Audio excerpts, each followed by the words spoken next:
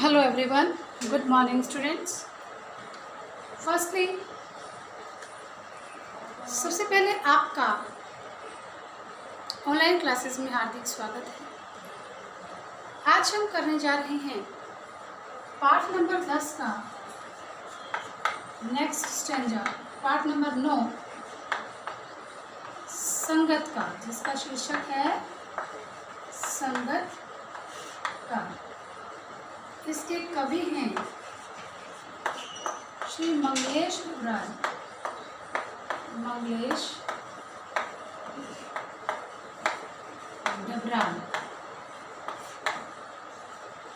डबराल इसके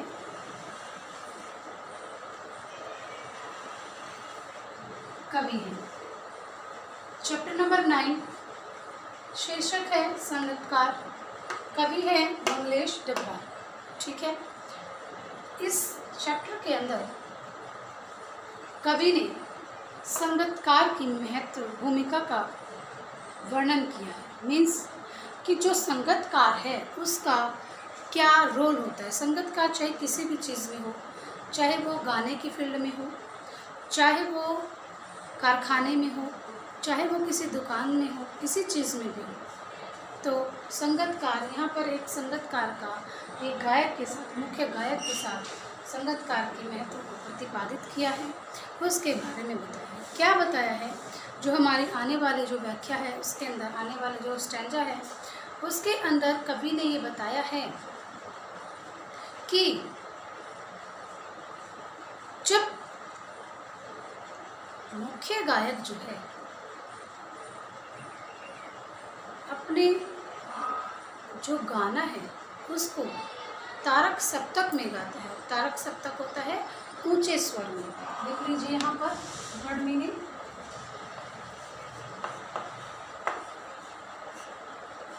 शब्द अर्थ। तारक सप्तक होता है बेटा, तारक सप्तक मीन्स ऊंचे स्वर में, ऊंचे स्वर में। तो यहाँ पर कवि ने क्या कहा कि जब मुख्य गायक तारक सप्तक में गाने लगता है, मीन्स ऊंचे स्वर में गाने लगता है, तो क्या होता है, क्या होता है, वो उसका गला बैठने लगता है। मीन्स जब मुख्य गायक अपने स्वर से ऊंचे स्वर में गाने लगता है और उसका गला जो है बैठने लगता है, प्रेरणा उसका साथ छोड़ने लगते हैं। मीन्स जो गाना गाने की, आगे बढ़ने की जो प्रेरणा होती है वह उसका साथ छोड़ती चली जाती है, उसका उत्साह डूब जाता है, उसका उत्साह को अस्त होता है। मीन्स जब उसका वह उत्साहहीन होकर डूबने लगता है, तब ऐसी सिचुएशन में, ऐसी परिस्थिति में एक संगतकार ही मुख्य गायक का क्या करता है, साथ देता है।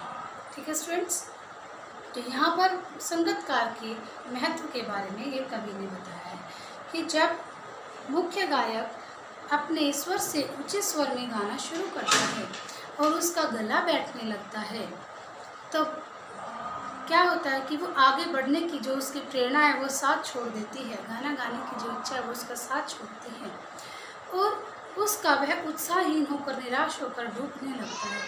तब ऐसी परिस्थिति में संगतकार आता है और उसका साथ देता है और कहता है कि जब मुख्य गायक का जो स्वर है वो राख बिखेरने जैसा प्रतीत होता है। मीन्स उसका जो स्वर है बिल्कुल बुझता हुआ, बुझने लगता है, नीचे गिरने लगता है, तब मुख्य गायक कहीं से आता है और ऐसी स्थिति में मुख्य गायक ही इस परिस्थिति को संभालता है और उसका साथ देता है। ठीक है स्टूडेंट्स, तो कवि ने कहा कि ऐसे ही वो उसका साथ नहीं दे देता। कवि ने कहा कि जो संगतकार है वो बिना किसी लालच के कवि का साथ देता है और ये कहता है कि तुम्हें घबराने की आवश्यकता नहीं है, मैं हर मोड़ पर तुम्हारे साथ हूँ। वेट बेटा, 1 मिनट। हाँ जी बेटा, तो इसके अंदर संगतकार के बारे में बताया है कि जो संगतकार है वही मुख्य गायक की जो है का साथ देता है, और वह मुख्य गायक को ये कहता है कि तुम्हें घबराने की आवश्यकता नहीं है, मैं तुम्हारे साथ हूँ। ठीक है। फिर कहते हैं मंगलेश जी ने कहा, कवि ने कहा कि जो संगतकार होता है ना, वो मुख्य गायक को ये भी कहता है, ये भी विश्वास दिलाता है कि ज़रूरी नहीं है कि तुमने जो राग गा दिया है तुम उसको दोबारा से नहीं गा सकते। कोई बात नहीं, अगर तुम्हारा जो है आवाज़ ऊंची थी, तुम्हारा स्वर जो बुझ रहा था इस तरीके से था, तो तुमने जो आराग को, जिस स्वर को तुमने, जिस गाने को तुमने पहले गा दिया है, तुम उसको दोबारा से गा सकते हो। और कवि ने सबसे बड़ी और अहम बात ये बताई है कि जो गायक के, मुख्य गायक के साथ एक कमज़ोर और कांपती हुई सा स्वर होता है, संगतकार अपनी आवाज़ को कोशिश करके, यानी कि ये कोशिश करता है कि जो मेरी आवाज़ है वह मुख्य गायक की आवाज़ से ऊपर ना हो जाए। वह अपने सुर को कोशिश करके दबा लेता है ताकि जो मुख्य गायक है उसके स्वर जो है ऊपर रह सके। फिर कहते हैं कि जो मुख्य गायक है, जो संगतकार है, ऐसा नहीं है कि उसकी आवाज़ जो है ऊपर नहीं आती तो वो गाने में असफल है, नहीं। यह तो उसकी मानवता का गुण है। अर्थात कहने का क्या तात्पर्य है, कवि ने इसमें बताया कि संगतकार मुख्य गायक को ही क्या करता है, अपना गुरु मानता है, और वह मुख्य गायक को ही बड़ाई यानी कि श्रेष्ठता का श्रेय मिले, इसीलिए क्या करता है, वह मुख्य गायक की आवाज़ से अपनी आवाज़ को नीचे दबाकर रखता है। यह तो उसका बड़प्पन है, यह तो उसके मानवता के गुण हैं, भलाई के गुण हैं कि वो अपनी आवाज़ को दबाकर अपने गुरु को मान सम्मान देता है, मुख्य गायक को ही श्रेष्ठता का अधिकार दिलाना चाहता है। ये थी बेटे इस स्टैंजे की व्याख्या। मैं अब आपके सामने पंक्तिबद्ध होकर इसके बताती हूँ लाइन टू लाइन और वर्ड मीनिंग्स। तो देखिए बेटे क्या है, तारक सप्तक में बैठने लगता है उसका गला, तारक सप्तक यानी कि ऊंचे स्वर में, प्रेरणा सो छोड़ती हुई, उत्साह अस्त होता हुआ। प्रेरणा होती है आगे बढ़ने की इच्छा,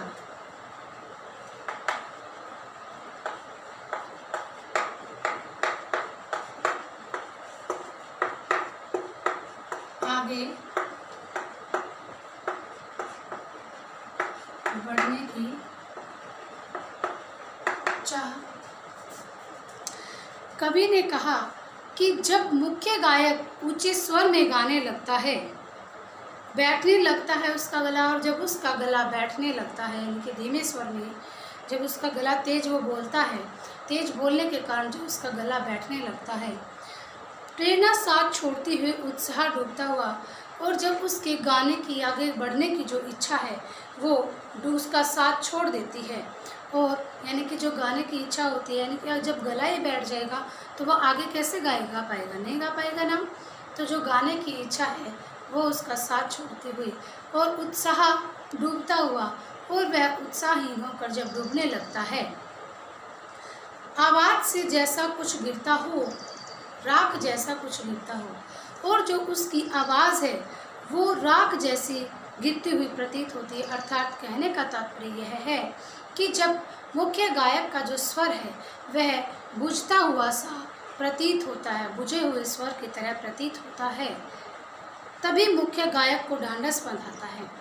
तभी संगतकार क्या करता है, ढांढन बताता है, मीन्स ढांढस बंधाना मीन्स हिम्मत देना, ढांढस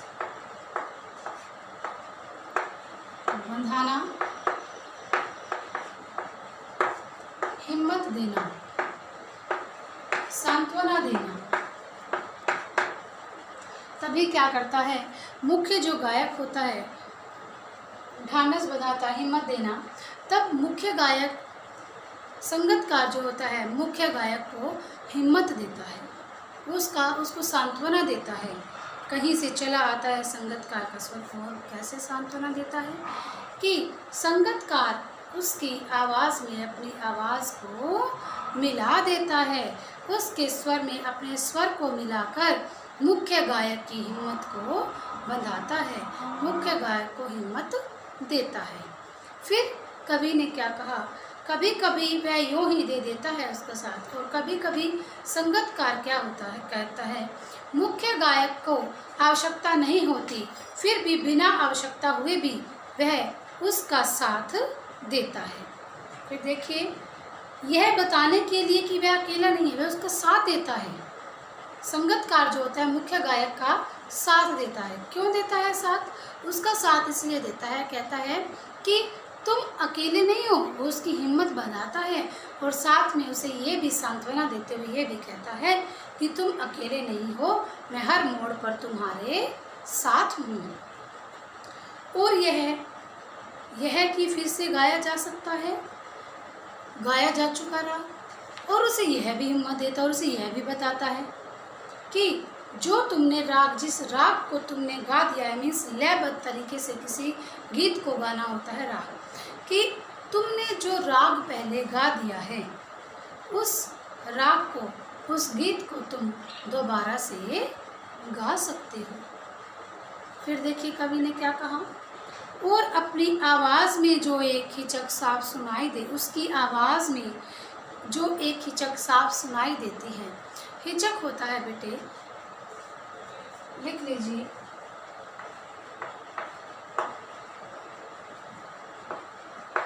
हिचक, संकोच।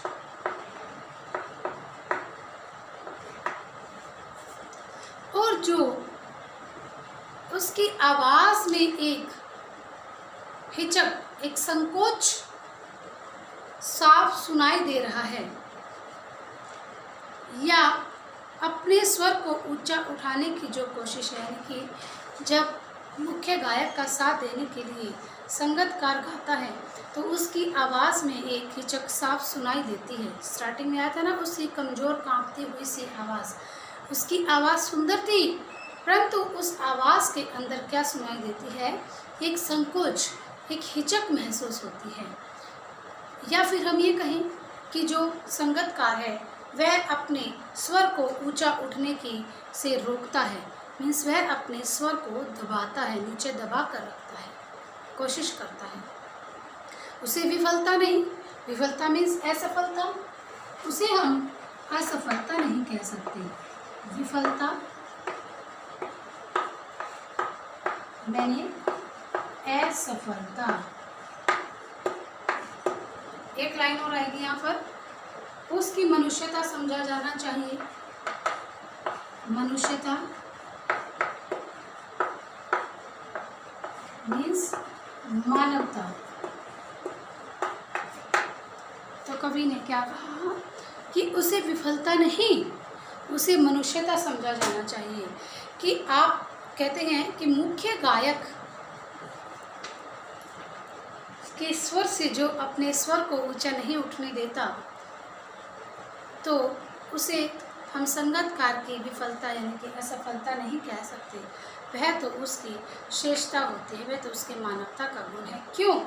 क्योंकि यहाँ पर कवि ने ये बताने की, समझाने की कोशिश की है कि एक काबिलियत होते हुए, गुण होते हुए, हैसियत होते, गाना गाने की हैसियत होते हुए भी संगतकार जो है मुख्य गायक से अपनी आवाज़ को ऊपर नहीं उठाता। क्यों? वो तो ऐसा नहीं है कि वो असफल है, नहीं, वो उसकी श्रेष्ठता है। क्यों?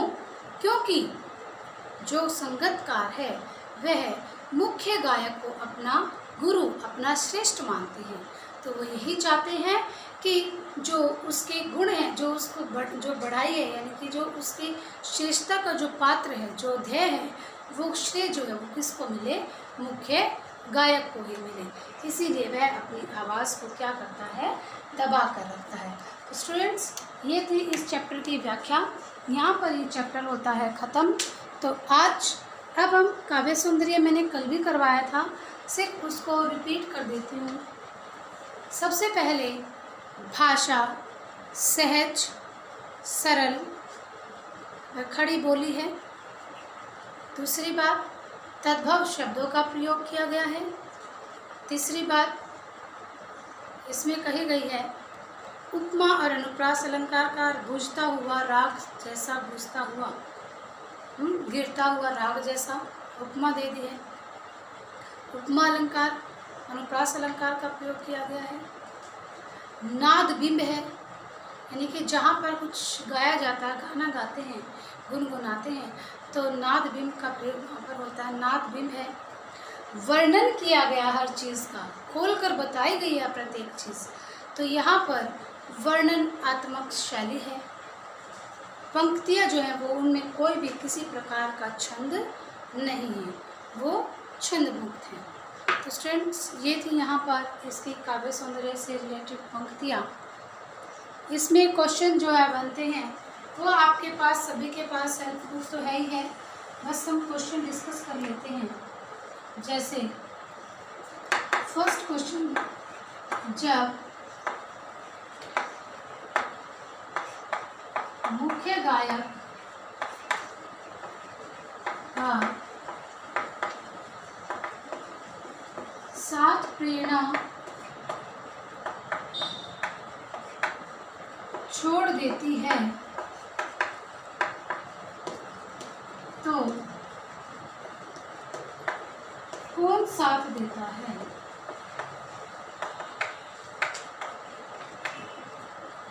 कौन साथ देता है भाई? अभी आपके सामने डिस्कस हुआ, संगतकार,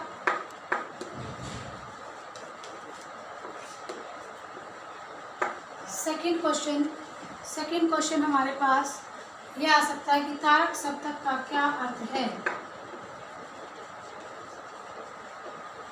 तारक सप्तक का क्या अर्थ है? उत्तर लिखिए। ऊंचे स्वर में। थर्ड क्वेश्चन बन सकता है, थर्ड क्वेश्चन यहाँ पर लिख लीजिए,